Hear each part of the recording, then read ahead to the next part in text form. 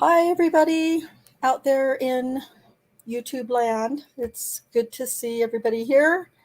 And before I get started, I want to say again thank you to Jeff Jones. His show just before mine was amazing.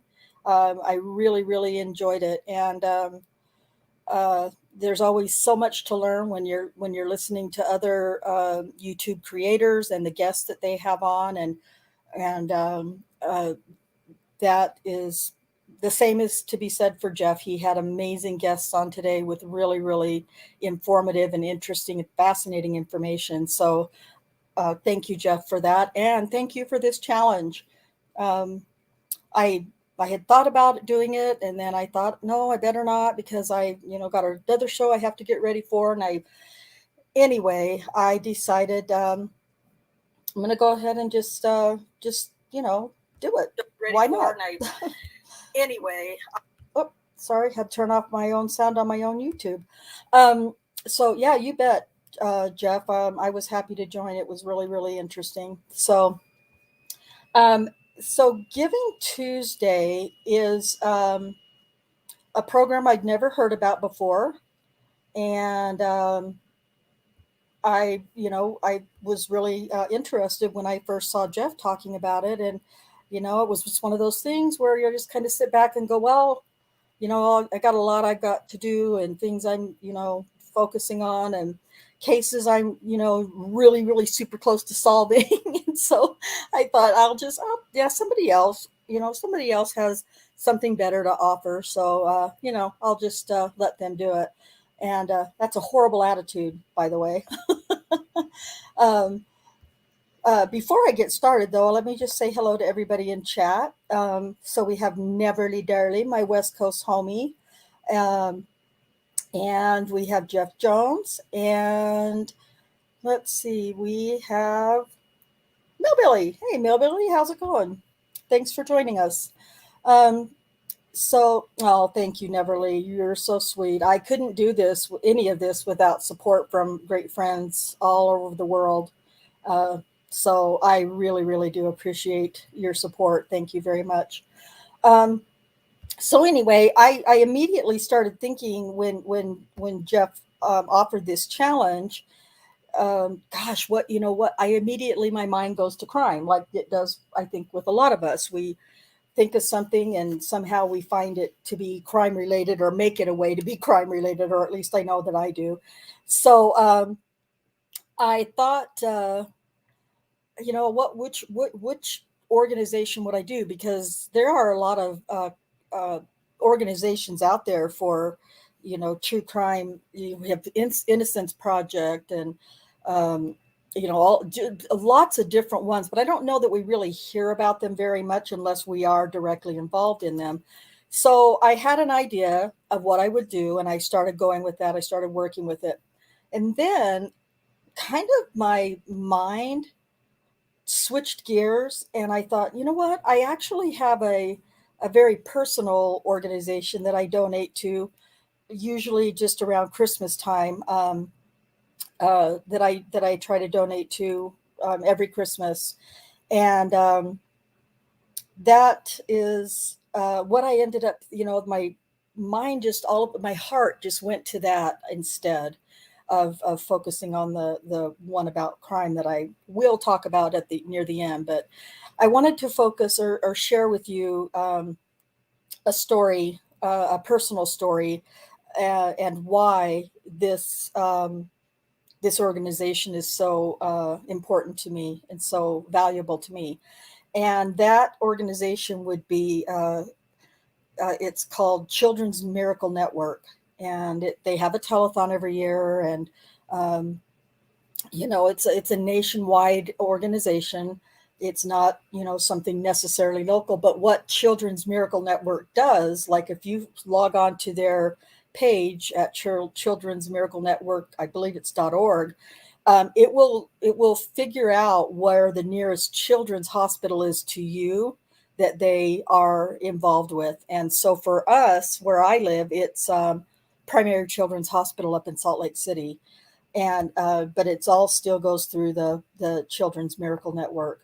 and anything that's, earned in the telethons and things like that, or, shared throughout. Um, Now, I'll just reach into your memories for a second and think about, like, if you've been shopping at Walmart. I'm trying to think what month it is during the year. It's either, oh, I think it's between February and April. It's been a long time, but um, between, I think, February and April or March of the year, when you go to Walmart, I don't know how they're doing it anymore necessarily, but they used to ask, did you want to donate $1 to Children's Miracle Network? And then they write down how much you donate and what your name is, and you give the little paper balloon and you get to hang it up there by the registers or something. So anyway, that's if you familiar with that, or you can remember that, then that's what it is, that the organization is. Um, so unfortunately, my family found themselves in a situation where um, we needed to use the benefits of Primary Children's Hospital. And that was hi, Ashley. There's my daughter, Ashley. My daughter-in-law, Ruth, may jump in. I'm not sure. She's studying for exams for her nursing degree, so she might not be able to jump into chat, but if she can, she will. Anyway, and Ruth is McKinley's mom. So my little avatar that I'm using right now is McKinley, and she was it was sometime in the early part of it was about the first part of March, I think.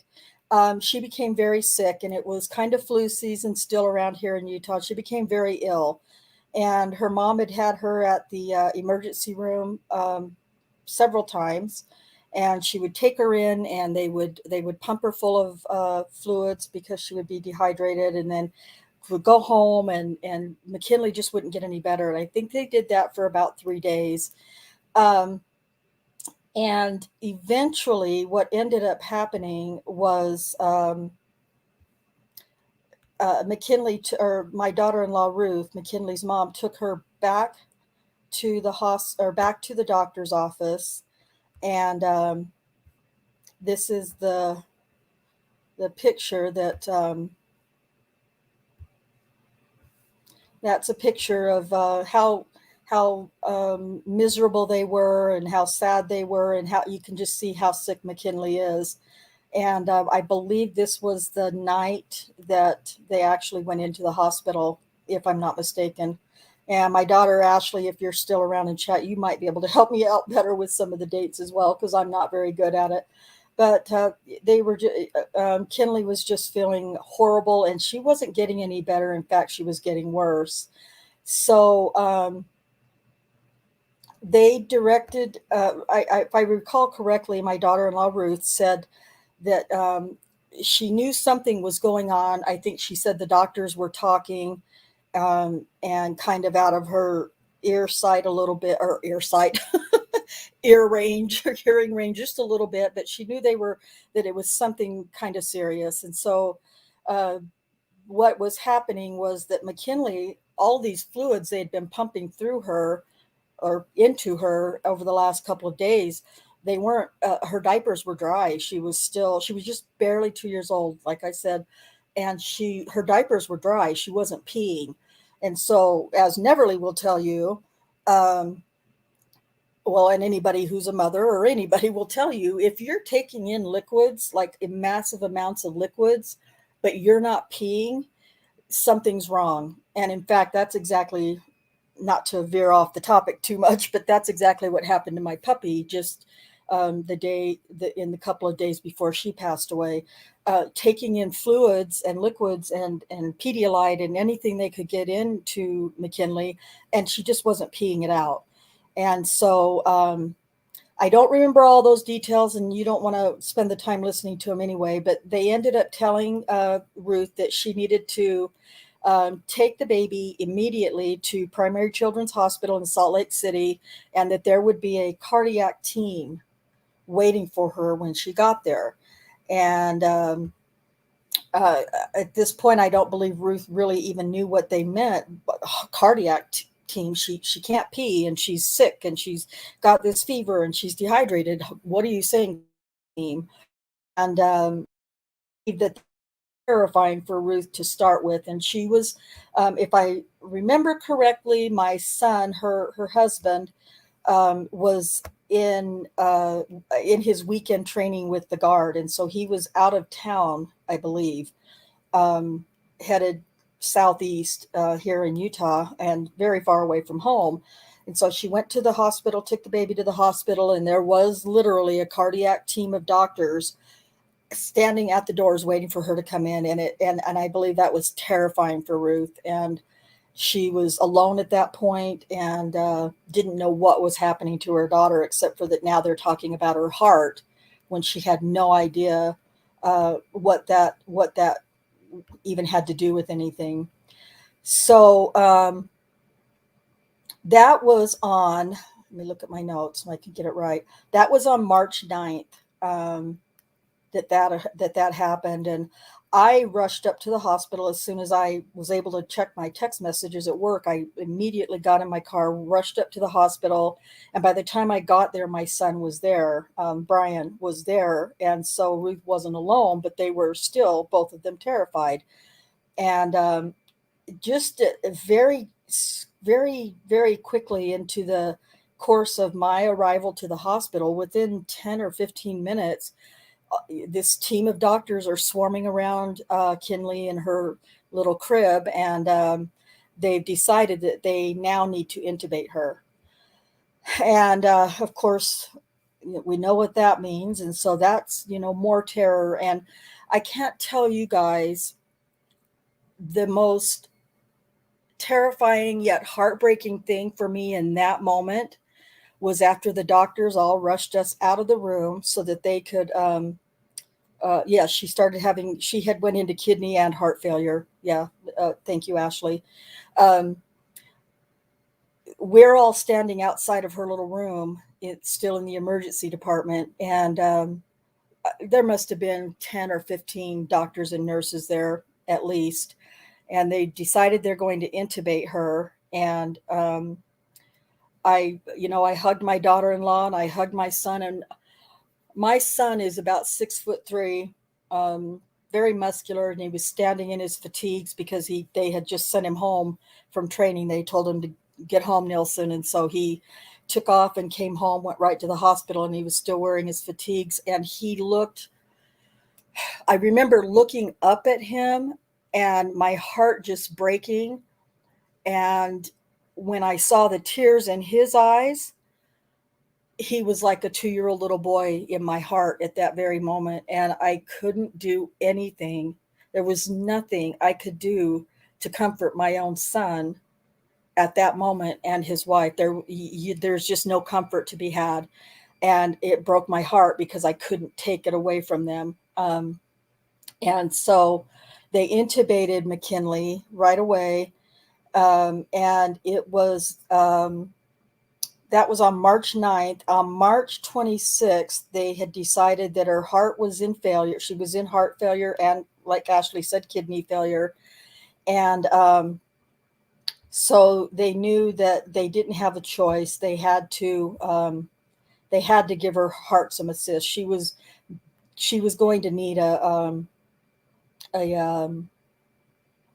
heart transplant. Uh, I'm trying to think of a nice way to say it, and I don't know why, but because there's no nice way to say it, but they decided that she was going to need a heart transplant. And so by the end of that day, this was what my little granddaughter looked like. And I am sure you can get plenty of details there and you can see what's going on, but that she's just hooked up to just every part they can get a tube in and a needle and a this or that or the other. That poor little girl is just wrapped in tubes and wires and whatnot. And she was still intubated at this time. Well, they might have actually extubated her at that point, but I'm not sure. I think she was still intubated. But I don't know if you can really see it. I keep trying to use a pointer and there isn't one here. But kind of just below that teddy bear, you can see kind of red tubes and a red little something else just kind of hanging down there. And that is actually the Berlin device that they had implanted on her, in her, on her. I don't really know how to say it. And it was heartbreaking to see. And so, um, let me get you a closer picture of it so you can get a better idea of what it looked like. I have too many windows open here. I'm really sorry. There we go. This will give you a closer look at what it looks like. So here's that teddy bear up here. Oh, there I am pointing again. That's a teddy bear, but now it's up in your upper right hand corner. But this red bulb with the red tubes, that is, for all intents and purposes, that is Kinley's heart.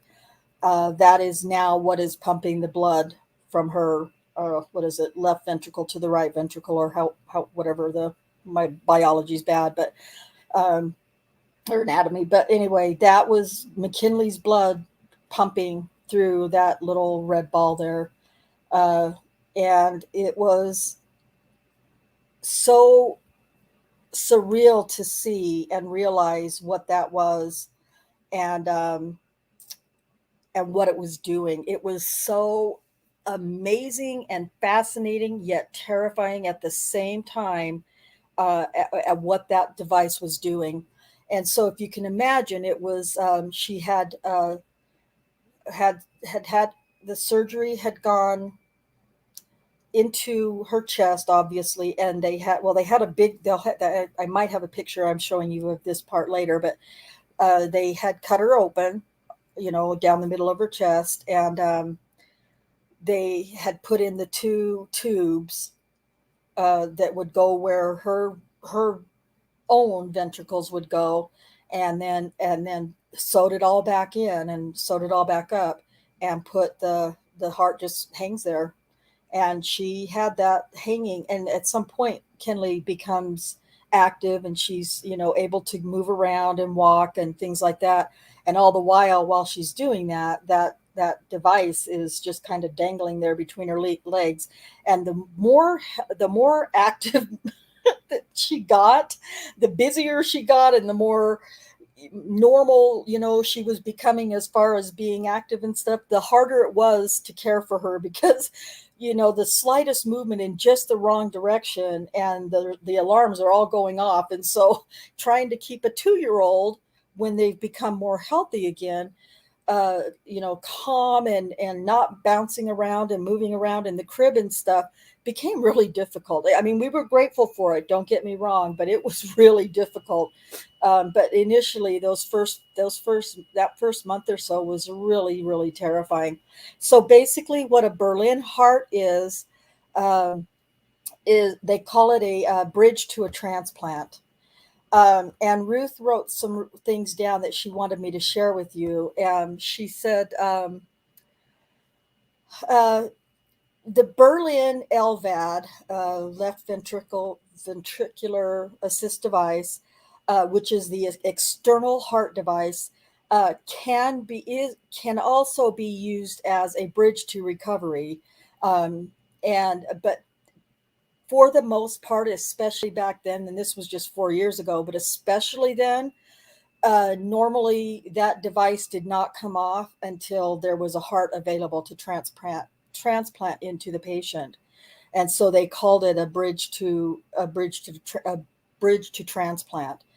And this was, just a terrifying thing, knowing that your 2-year-old child or grandchild was. All right, thank you so much, Neverly. You can check it all out later.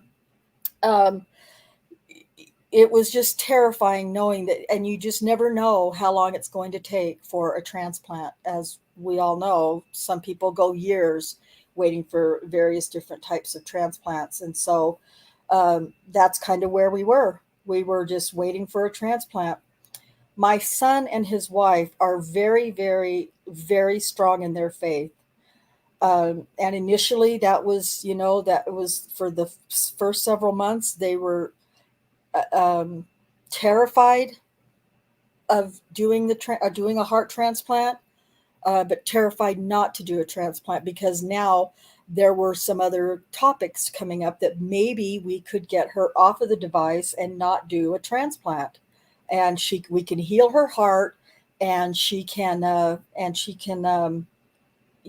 leave the hospital maybe at some point on her own heart. Now, McKinley's case was, she became very ill, and I cannot remember the illness that caused her heart and kidneys to fail, but um, eventually what had happened was that it had damaged this disease, whatever it was she had, and I should know it.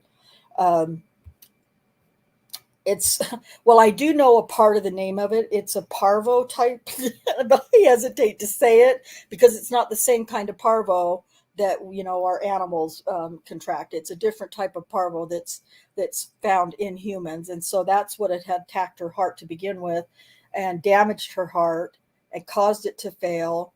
And eventually, once they cured the disease part of the heart failure, her heart was still too far gone, too damaged, too unhealthy to survive on its own.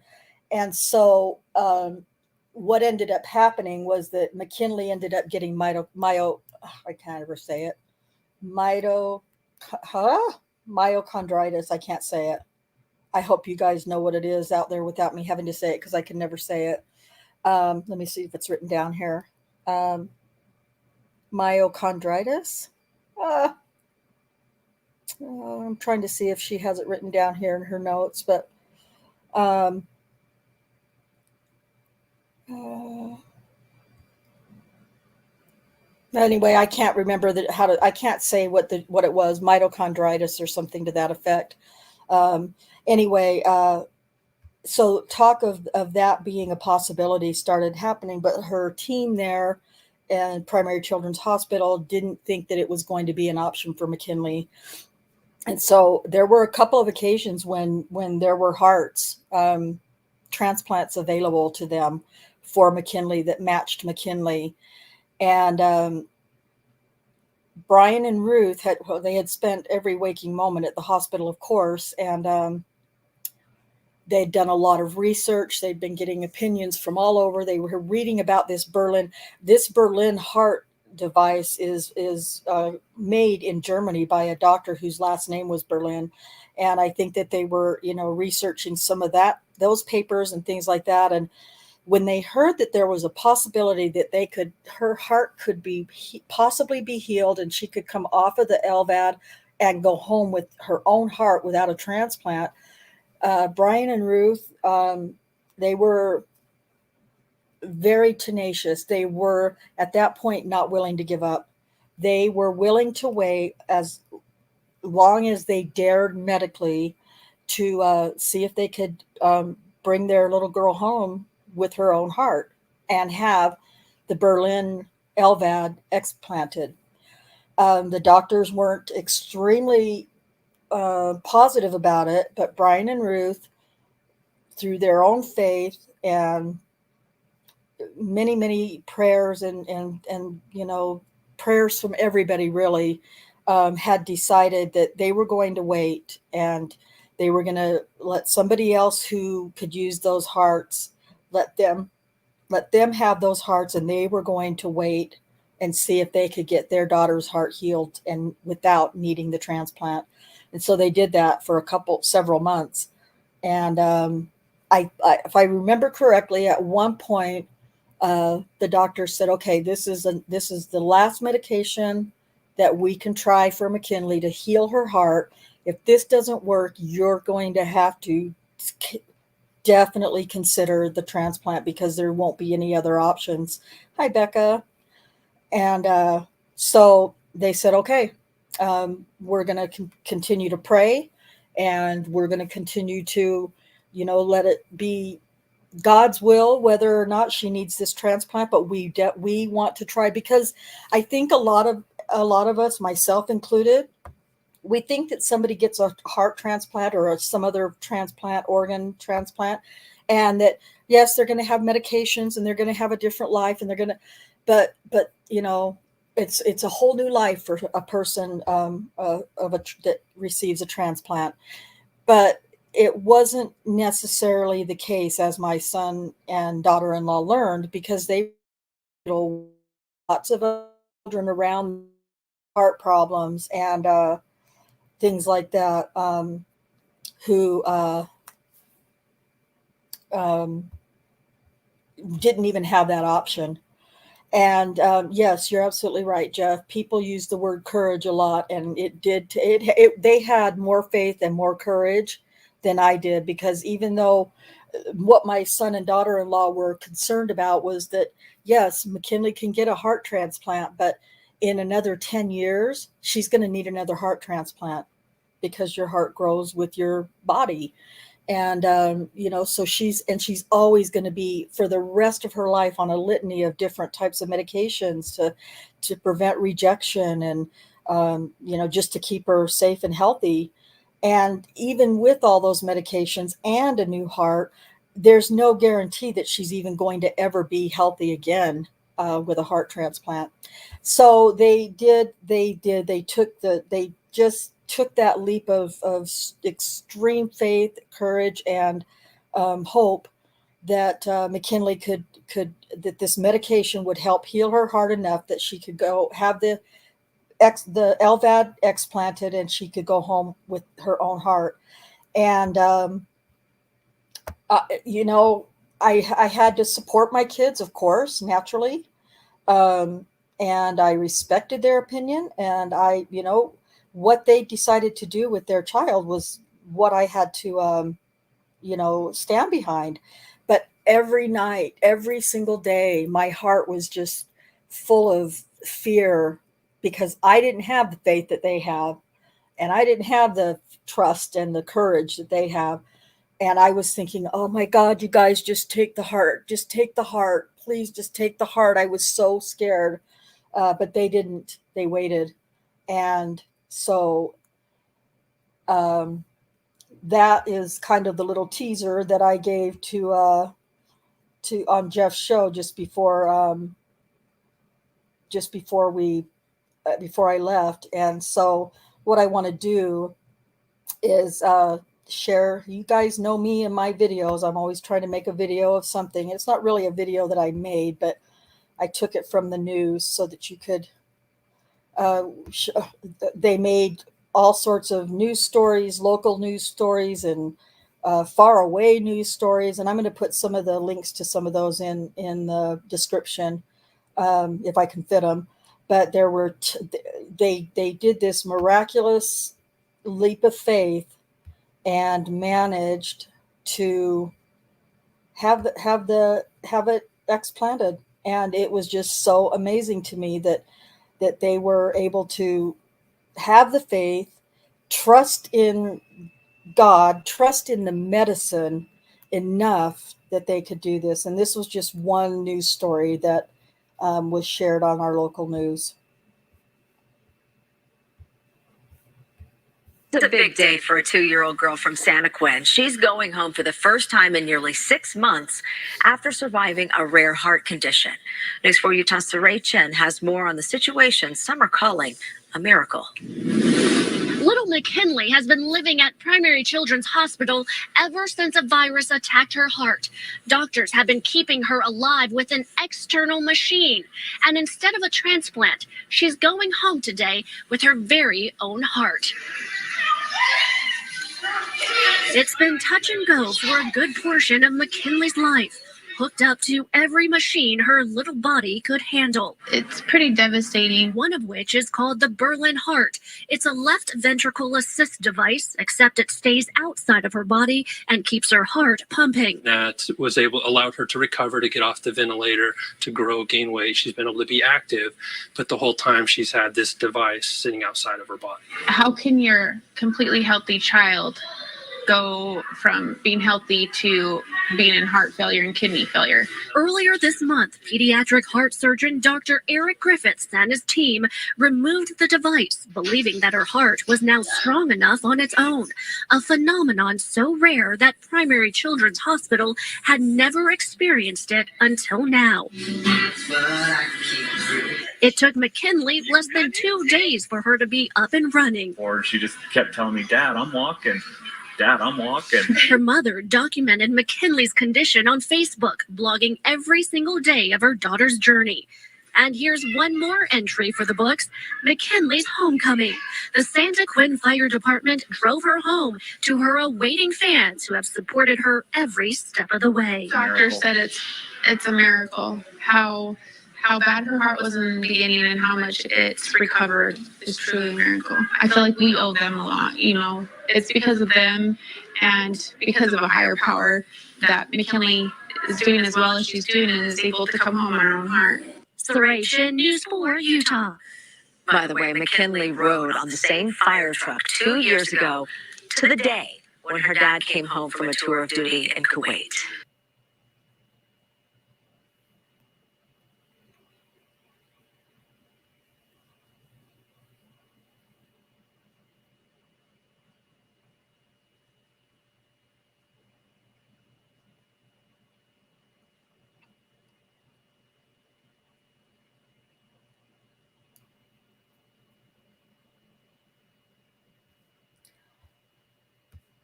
Okay, and that was, well, as you could hear, it was a very, and a ride in a fire truck. So my son and daughter-in-law, their family live in a pretty small town here in Utah, but my son was, and not at the time, but he was working towards becoming a volunteer fireman in the department. And he was really good friends with all the guys down there. And my son's also a diesel mechanic. And so I think that's how he kind of got his way into the fire department to start with. But anyway, at that, 2 years, like the lady on the news said, 2 years prior to that exact day, he had just come home from his year-long tour in Kuwait. And something very interesting about that is that Brian was in Kuwait when Ruth gave birth to McKinley. And so he wasn't able to even be there for her birth. In fact, we walked around all day long with a laptop on not Zoom, but whatever the other one is. And so he could watch everything. And the lucky thing about that for me was I was able to hold that laptop and go into the nursery with the baby because Dad wasn't there. So I carried the laptop with Dad there into the nursery. It was pretty amazing because as you know, if you've had a baby or ever been around a birth of a newborn, only Dad is allowed in the nursery. So anyway, so that had all happened and she got to come home with her own little heart. And she was still on medications. That's not to say that she still didn't, have to live on a lot of medications, to survive, but, or, to keep her heart healthy. But this was the day that she came home and, she had on her little Wonder Woman or Supergirl outfit from the hospital. And it's a big deal when you leave a children's hospital or maybe any hospital I guess. But they had a big parade down the halls of the hospital wing where she had been staying, and just a really big deal. And then, of course, she gets driven down home to the local fire department, and they put her on a fire truck and drove her home. Just like they did Daddy, and it was pretty doggone cool. So that was when she came home, and just gonna give you an idea of what her little scars look like. Well, I say little, they're not really little at all. But this is what I call scars of a champion. And you can see all the ones down by her belly and the big long one in the middle of her chest. And another interesting fact, my son and daughter-in-law had their first child is Michael, and then they had another daughter who was born before my grandson even turned one. Well, just after he turned one, they had a daughter who was born 3 months premature to the day. And so she was in the hospital for 3 months in the NICU until she could come home. Her name is Kylie. And then they had another son, Trooper. And then they had McKinley, who their other daughter ended up, having severe health problems that nearly took her life. So I told my son, if you guys have any more kids, which I've been assured they're not, but if you have any more kids, you better pray it's not a girl, because they weren't having very much luck with girls. But that's McKinley shortly after she got home with her scars, and she's pretty proud of them. I think she deserves to be proud of them. So I also wanted to we had t-shirts made, and I had people from all over the country, um, wanting to donate, or, well, not donate, I shouldn't say donate, but donate. A lot of people donated for sure. But there were a lot of people who had bought t-shirts. We sold t-shirts, and we had wristbands that we had made. And but I believe this was one of the stickers that they had for Kinley as well. So um, that was one of the. And then I wanted to read, and then we'll kind of get close to wrapping this part up. I wanted to read to you. This was such a phenomenon, like they said on the news report at the time, that it made the papers.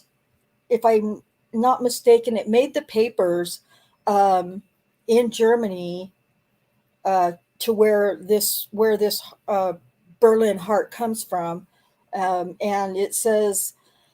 Um, they translated it to English from German. So, happy ending for the little Berlin heart patient McKinley, probably after a viral infection followed by myocarditis. Oh, I said it. I could say it if I could see it. Followed by myocarditis. The heart of little McKinley from Utah, USA fails. Their health is so poor that doctors at the Primary Children's Hospital in Salt Lake City consider a transplant to be unavoidable. To save lives, McKinley is first implanted with the device. They call it XCOR, trademark pediatric system, actually intended as a bridge to transplantation. It became a bridge to recovery. After the procedure, her own heart recovered so well under the relief of the uh, device, that the system was recently removed. And they're talking about when it was explanted. And they said now the 2.5-year-old girl is running, jumping, and playing again as if nothing had ever happened, all with her own heart. And that was something that Ruth really wanted me to share, in case this gets out to anybody besides our YouTube family. Um, and that is that. They are proof that the Berlin device does not always have to be a bridge to transplant. In their case, and in many other cases as well, possibly, hopefully, it can now be used. It can now be a bridge to recovery, which is what it was for my McKinley. My Kinley, I call her my Kinley.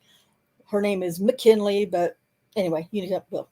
Um, so Ruth wanted me to make sure that I mention that, because you don't have to just jump right in to the transplant. I mean, I guess I would imagine in some cases you do have to. You don't have any choices, but in their case, in some cases, and it's obviously you would have to be very involved with your pediatric heart team, and of course, but in their case, a bridge to transplant miraculously became a bridge to recovery for our McKinley. And so they have a Facebook page. Ruth was amazing at giving daily. I thought I had it in there. maybe I can't show it. It might not let me show Facebook through here because I can't see it.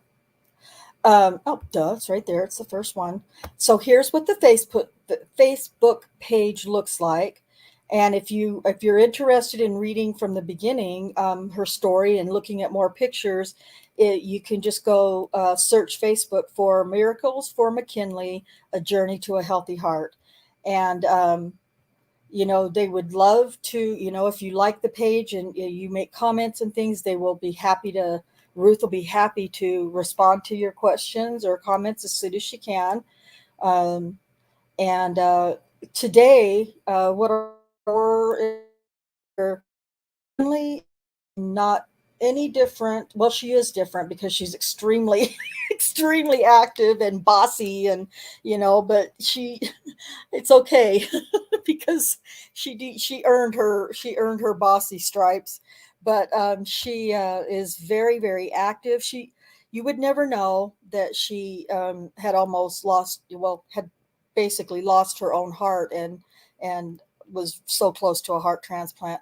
If I'm not mistaken, obviously they came home with lots of medications that were temporary. But I think for the first 3.5 years, for sure, 4 years, they had to give McKinley medications of different types every day, at different times of day and very specific times of days, and things like that. And if I'm not mistaken, I believe they are finally off of all medications now that McKinley was on. And that's pretty amazing considering she was so close to death and so close to having a heart transplant. And so, whenever somebody says, well, I don't believe in miracles, or, miracles are a state of mind or whatever, if the doctors who created this device are calling it a miracle that she was able to go home with her own heart, I call it a miracle. And I give all of that credit, not all, but I give the majority of that credit to my son and his wife for the strong faith and courage that they had to just try one last medication before they took a heart transplant. And now McKinley is medicine free, and she is able to do just about everything everybody else does. And even if she couldn't, she would anyway, because she is impossible to keep that girl down. I just wanted to share too, really, really quick, and then I'm going to move on. But at the time, even though she was only 2 years old, McKinley had 2 favorite songs when she went into the hospital. The first was Shake It Off by Taylor Swift, and Thunder by Imagine Dragons. And so I don't know. I just think that's really interesting. I'm really proud of the fact that I think that that's very appropriate, I guess. Very appropriate songs for her to be her favorites at such a young little age. She has at this point no idea what that might mean, but she will someday. So if you're interested, go to Children's Miracle Network. And like I said, if there is a children's hospital in your area that goes through Children's Miracle Network, you can just donate at that. It will go right to your local hospital at that point. And also, what is connected, or at least here in Salt Lake City and probably all the other children's hospitals, is I didn't get a link for it, but my family, my son and daughter-in-law and their kids stayed at the Ronald McDonald House during the time that McKinley was in the hospital. And, that's an amazing program itself too. And it has all sorts of donations, needs and things like that you could also donate to. And like I said, I didn't get a link for it, but I would imagine it's ronaldmcdonaldhouse.org or something to that effect. But that's another option too, if you would be interested in giving to either one of those organizations. I know many, many families would be incredibly grateful, and I know that my family will be eternally grateful to the Children's Miracle Network for everything that they did in saving my granddaughter's life. So Now, what was turned out to be a really positive thing, thank goodness. It's still kind of some unpleasant memories that a lot of us have. So I'll move on to something else a little sadder. Let's see. Hey, Jack, thanks for joining. Okay, thanks, Jack. Jack, that's really nice. I appreciate you sharing that as well. Jack is sharing that if you have a family member who is in need, if your family is in need of just any kind of support to talk with or connect with others, or and I know that it's definitely includes cancer patients, this site. And I really didn't pay attention when I had looked at it before if it was other than cancer patients. But at any rate, this website, the Caring Bridge, gives you a place to go and connect with others who are having, if it's similar or different, or any kinds of traumatic things that they're trying to deal with and get through and survive. And that this is a good place to go to get that help as well. Okay, thanks, Jack. He says it's everything, really. So, and he had shared that with me when my youngest son, had cancer, and I was just like freaking out because I didn't know.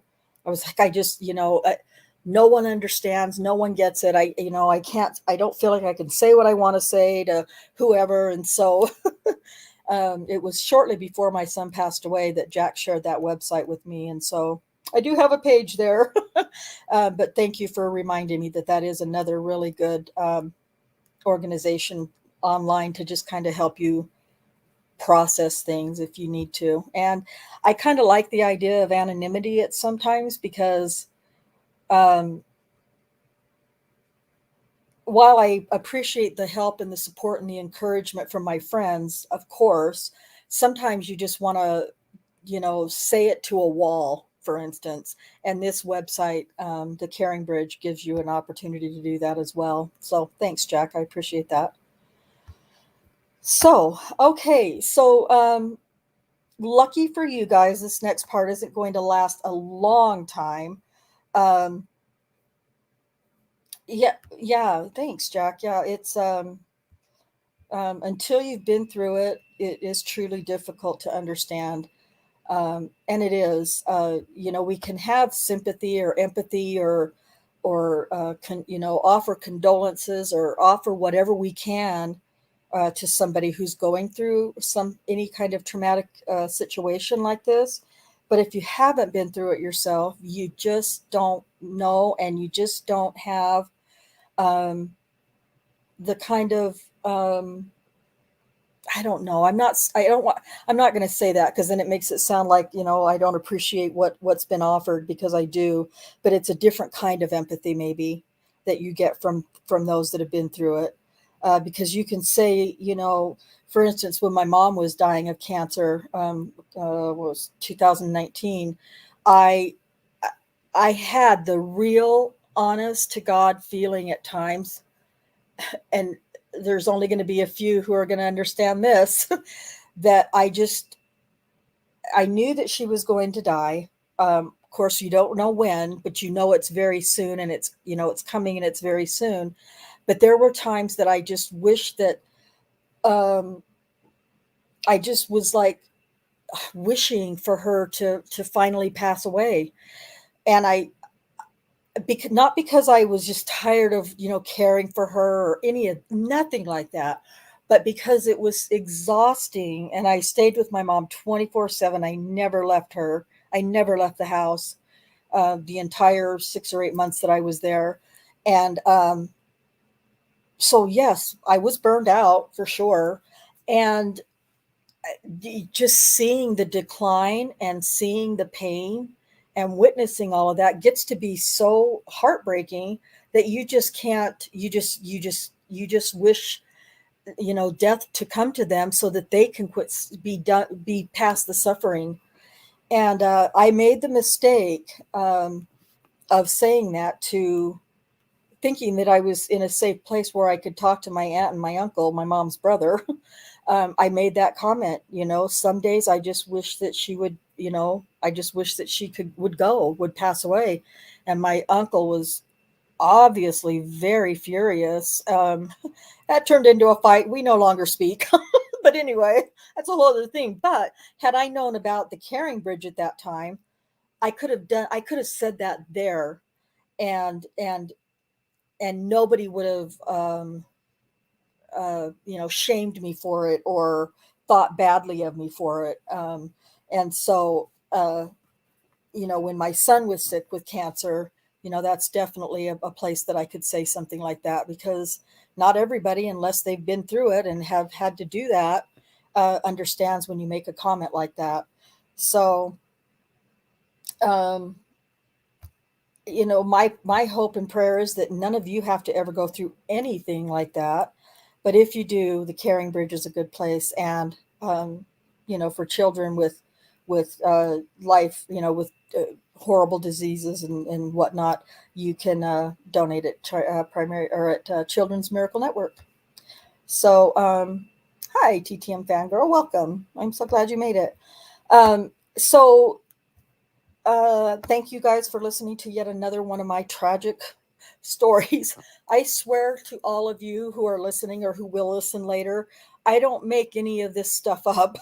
It's just been a rough few years. And I just haven't really been able to really catch a breath. And but this is the one thing that's occurred in the last few years that turned out to be a really amazing, miraculous thing for our family that I am so grateful for. So thanks for listening to another sad story. Now, because I couldn't choose between the two, I thought I just want to hurry and mention or share with you. For those of you who are not aware, we're going to completely switch gears here and go from tragedy to crime or true crime or wrongful convictions, whatever you want to call it. And I wanted to share with you a website that it's called Uncuff the Innocent. And I don't know what my problem is here. Oh, there we go. It's called Uncuff the Innocent. I know about this site, and I know there's a lot of other people who know about the website and the organization, but I don't think enough do. And what this website, well, I'm going to tell you who the board of directors of this website are. Whoops. No. The board of directors, and some of you who've been around true crime or, all kinds of true crime might recognize some of these names. But Michael Danovich, he's a former law enforcement officer from Oregon, and he loved police work, and just, I believe at some point, he was seeing how many wrongful convictions were going on, and at some point he became involved and is an advocate for wrongful convictions. So he is oops, I'm really struggling here. He's the president of the organization. Brian E. Franklin, the vice president, he was also he's a former police officer from Texas, and he was wrongfully convicted of a rape in 1995, and he spent over 21 years wrongfully incarcerated in prison.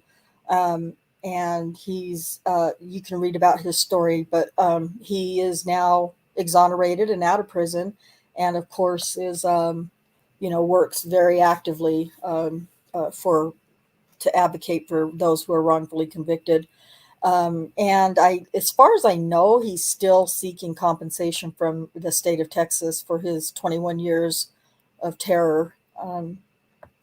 And then I'm pretty sure some of you have heard me mention Erica Fuchs. She works on, she's a part of Daniel's defense team, and she does a lot of forensic work or biology work in uh, DNA stuff, and works mostly or volunteers working with mostly with those women who are survivors of sexual assault, domestic violence, and things like that. And she is extremely knowledgeable where DNA is concerned. Oscar Michelin is the one of the directors. Rebecca J. Mock, PhD, is a director, and John Palucci is a name you might have heard or be familiar with, and he is the director. And then, of course, Dr. Ray Spencer, PhD, who is also renowned for his work in forensic science and DNA and things like that. The those sort of the recipients for now of the of the organization. Good grief, I'm sorry. Um, are Mark. Now I'm not really sure. I know that Daniel Holtzclaw obviously still is. But they've worked with a man named Michael Crump, who had been incarcerated for 20 years in Virginia. Michael Oxley is another Oklahoma man who was wrongfully convicted and incarcerated in Oklahoma. Um, J.B. Van Story was 30 years wrongfully convicted in Texas, and Timothy Wright Jr. in 10 years in Virginia for wrongful convictions. But what it does is it'll take you through these guys and tell you kind of their stories, their more personal or detailed information about their cases. And then there's shows you here on the Our Work tab what what they do and where where the donations and things like that go to, besides just helping with legal defense funds for them, for the men that they're helping. You can donate to this organization either financially, if you would like. I would imagine any dollar amount is helpful. And or there's also, I believe there was a volunteer. I thought there was a tab for, oh, there it is. It's in the About tab for volunteering. There's things that you can do to help volunteer in ways that will help, help these guys or help anybody wrongfully convicted, really. And so I would just encourage you guys to look through all of that and, look at the guys' stories and see what their cases are about if you're not familiar with them, and, just learn as much as you can, and, donate if you can. And if you can't, find a way if you can volunteer. That would be great too. So, for the very first time, as far as I'm aware, I am done in less than an hour. So, thanks for everybody for taking the time to come and listen. Jeff, thank you for the challenge to go live and to share my organizations that I like to donate to and or help volunteer for. I also, somebody was saying in Jeff's show, of course, or as well, something about, I think somebody said in the chat something about, what can we do locally to volunteer or to, I don't know about I don't know about other countries, but I know in the United States that there is, if you look up Children's Justice Center, um, you can, just about every county, well, every state and possibly county has a Children's Justice Center or something. I don't know if it'll be named the same thing, but here in Utah County, it's the Children's Justice Center, and that is an amazing experience to volunteer of your time at a Children's Justice Center, and they always need help. So Google it if you want to do something that's very local to you. so that you can get to it easily. Or, I used to go twice a week, and I think I went for 3 hours at a time. And I'm not going to lie, I'm going to tell you guys the truth right now. I didn't go do this. I didn't do this volunteering voluntarily. It was part of a class in one of my classes in college. I had to volunteer somewhere. And so when I found out about the Children's Justice Center, I thought, oh yeah, if I have to do this to get credits in college, I'm just going to go do it at the Children's Justice Center. And it did honestly started out as a, just got to do it to get, got to get the grade. But it was definitely a very fulfilling thing to be a part of. And, somebody had mentioned that they couldn't work, with children and be a part, be around children who have been through abuse and things like that. I didn't always interact with a child that was actually the victim necessarily. I mean, I did, but the interaction was very unrelated at all to what they were there for. And so, Neverly, just in time. I didn't interact with the children in any way, shape, or form related to their abuse. I was there to play with them and to read to them, or um, take them to the kitchen and make snacks together with them. If they didn't want to be read to or talked to or played with, then I was just there to sit there quietly and watch over them and make sure they were safe. And I never had to interact with them regarding their abuse, because I don't think I could have done it either. But at the same time, that's not to say that you couldn't tell. I mean, I never knew a backstory about any of them. But when you see law enforcement come in, because the law enforcement would come in, detectives and whatnot, and social workers would come in, before the family comes in, and they have their pre-meeting before the family comes in, or whoever they're going to interview, to do their forensic interviews. But I didn't have to. I knew they were there, and I knew about something that they were talking about, but I didn't know ever any details, which I was grateful for.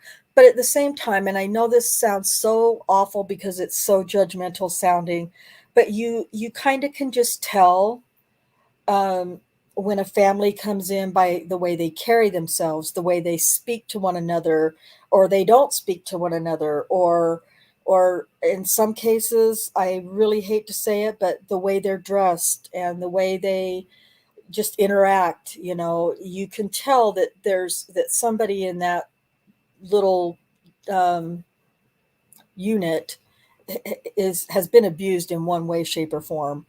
And so it is hard to see that in the moment, but it's very fleeting. It's only just a couple of moments, and then I get to just play with the kids and let them do all the ugly, horrible stuff in the room behind closed doors. So check out your local Children's Justice Center, and just a couple of hours a week, is I know that they're grateful for that. So that's just an idea if anyone's interested in doing that. Um, Unless anybody wants to jump on with me and share an organization that they like to support or donate to, which is, I'm happy to have you on to do that. That would be great. Or if there are any comments or questions in the chat, I've got some links that I put in the description, I think. I think I figured out how to do that, that you can look at if you'd like, and see, Oh, before I forget, gosh, I'm glad I just looked at that. I wanted to tell you about Uncuff the Innocent. Um, I don't know how many people are aware of this, because I didn't know about it until about 3 or 4 years ago. But when you shop at Amazon.com, if you log into the website using, I'm going to have to type it here so I can figure it out. Smile.amazon.com, I think. If you log into your Amazon account that way, then there's several charity organizations that you can donate to through that. And well, I shouldn't say donate to, because what it does, if you choose if you log in that way and you choose an organization, then Amazon donates 0.05% of your purchases, whether it's, you do one purchase a year, or you do purchases every week or every other day, like some people I know. Every time you make a purchase, 0.05% of that purchase goes to the charity that you've, or the organization that you've chosen in there. And so if you're interested in donating, but you don't ever really have money to come out of your pockets with, or, or whatever your reasons might be, doesn't matter. You can donate by selecting your organization of choice, that they will donate for you. And it's really cool. And the bigger reason I'm telling you this is because I donated to to Children's Miracle Network for years, using that, as well as a regular donation. But Erica Fuchs, who's on the board of directors at Uncuff the Innocent, was able to get Uncuff the Innocent as one of those organizations that you can have Amazon donate to for you. So I switched it. When I think about it, I'll try to go back and forth, but you can also donate to Uncuff the Innocent through there via Amazon. Well, they will donate it for you every time you make a purchase. So there. I think that's about all I was going to share. I know Becca's supposed to be going live, so I probably definitely better get off of here so she can get on and do her live next. But if you have any questions or any more details that you'd like to have about McKinley, well, first of all, I recommend looking at her Facebook page. Or if you'd like, you are more than welcome to message me either in Discord or wherever else you can message me at, I guess. And I'm happy to answer questions or, anything like that for you that you might have. I'm pretty much an open book. You guys all know that I wear my heart on my sleeve. I've tried to stop doing that, but I realize it's just who I am. I'm almost 60 years old. I can't not be who I am. So, I'm pretty well willing to answer or, comment on just about anything. So if there are no other comments, questions, or nobody wants to jump on, I am going to say goodbye to everybody. Thank you so much for coming. And till next time, peace out.